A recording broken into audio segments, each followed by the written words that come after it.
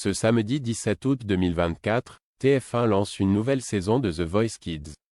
Un moment parfait pour replonger dans l'histoire d'amour musical entre Patrick Fiori et Lara Fabian, les deux fortes têtes du jury.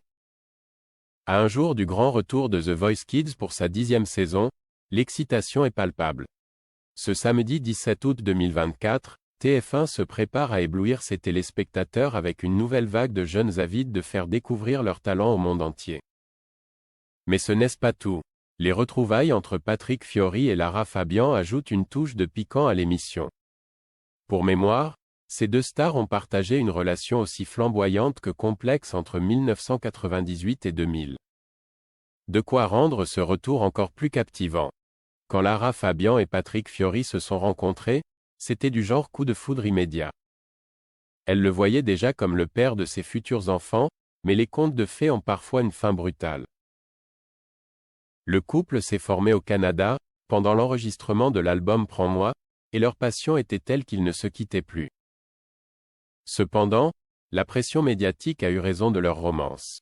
L'artiste, originaire des Arménies, avec ses déclarations de possessivité sans exclusivité, et son amour fou, n'a pas réussi à sauver une relation devenue trop exposée. 2 ans plus tard, la magie s'est éteinte, laissant place à des souvenirs d'une idylle intense, mais éphémère.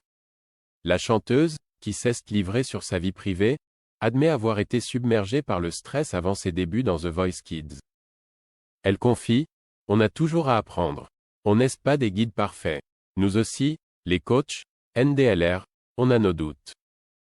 Parfois, on tremble. Moi, j'ai beaucoup tremblé pour savoir si j'étais à la hauteur. » De son côté, dans une interview accordée à Gala, Patrick Fiori est revenu sur sa rencontre avec l'interprète de Je t'aimais, dont il était tombé amoureux. Fou, fasciné par la chanteuse, il ne pensait qu'à la rencontrer. Quand elle a sorti son album, j'étais dans ma voiture à Ajaccio et j'ai entendu tout. Je me suis dit, quelle voix, cette nana. Quand je l'ai vue à la télé, j'ai craqué.